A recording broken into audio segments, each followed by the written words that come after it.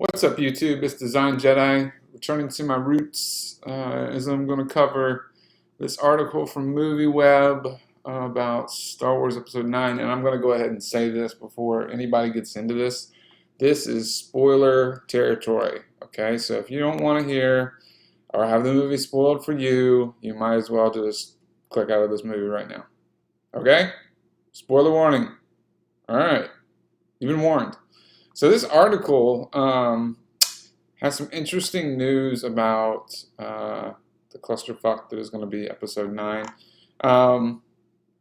In it, it's talking about the return of a villain. Star Wars 9 rumored reveals shocking return of iconic villain. Who could it be? Could it be Jabba the Hutt? Could it be Darth Vader? Could it be Darth Maul? Could it be Boba Fett? Guess who it is? It's Darth Vader. Let me tell you, it's Darth Vader. How are they going to accomplish this? Well, let's get to it.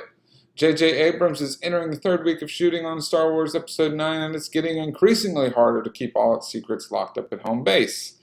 A new rumor claims that an iconic villain will make an appearance in the final chapter of the Skywalker saga, and it makes sense from a certain point of view. No, it doesn't. As this sequel sets out to wrap up 3 trilogies. Apparently, if we're to believe the hype, there will be a heartbreaking scene in Star Wars 9. And spoiler alert, it not only features Kylo Ren and Anakin Skywalker, but it also features the return of Darth Vader. How is this possible?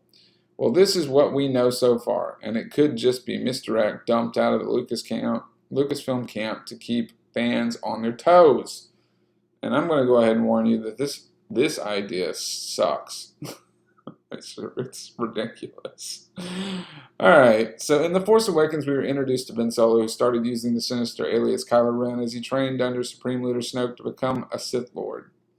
Kylo was obsessed with his grandfather Darth Vader and had traveled across the galaxy collecting pieces of paraphernalia and memorabilia. One of his prized possessions was Vader's melted helmet, which he'd often conference with, promising to finish what Vader had started. That element was completely abandoned in The Last Jedi. One of the reasons a lot of fans plan to think the movie stinks. Whatever your own personal verdict, mine was that it sucked.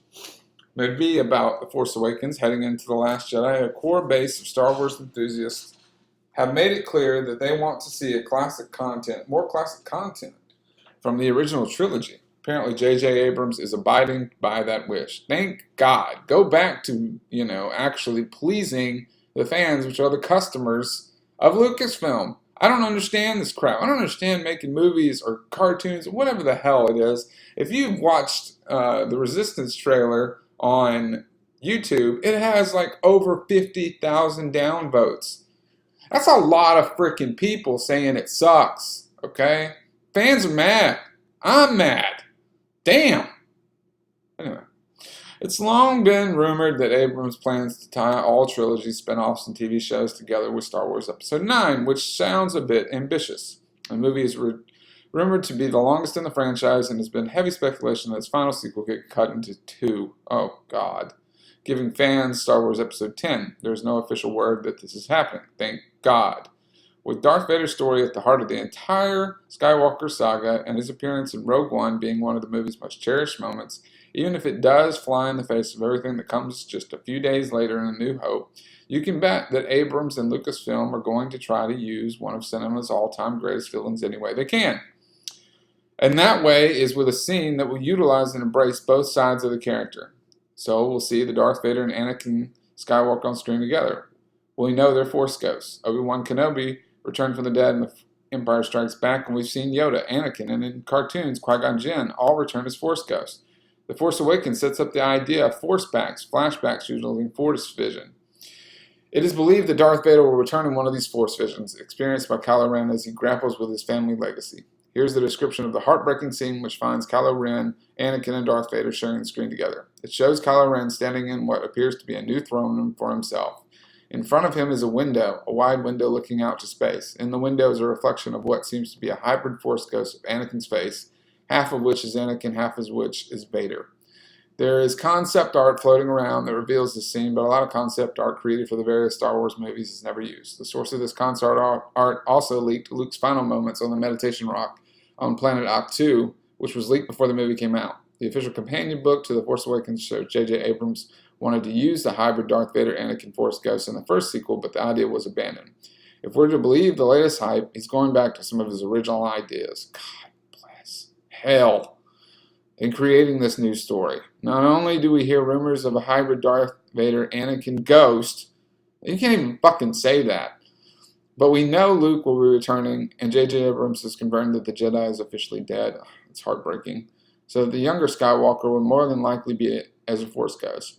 We also hear that Obi-Wan will be back as a Force Ghost. So you might as well be called this Star Wars Episode 9 Force Ghost City. No shit! This just pisses me off. In the new trilogy, Kylo Ren has struggled with a pull of the light and dark side of the Force. He idolized his grandfather. So having Anakin help explore this conceit sounds like a very powerful and emotional way for Ben Solo's arc to come to its inevitable conclusion. We saw Kylo speak to Vader's helmet. Star Wars Episode 9, there was a chance that Vader will speak back. The sequel is in theaters December 2019. This bit of news comes from Empire Express UK. Good Lord. This is just depressing. I mean, can Star Wars just not fall any farther? I mean, how moral and creatively bankrupt are you people? Just make a fucking good movie with a fucking good story. What the fuck? Shit. I'm interested to know what anybody else thinks. You can definitely weigh in the comments. This is a bunch of shit. Holy hell. I'm pissed. Have a good day.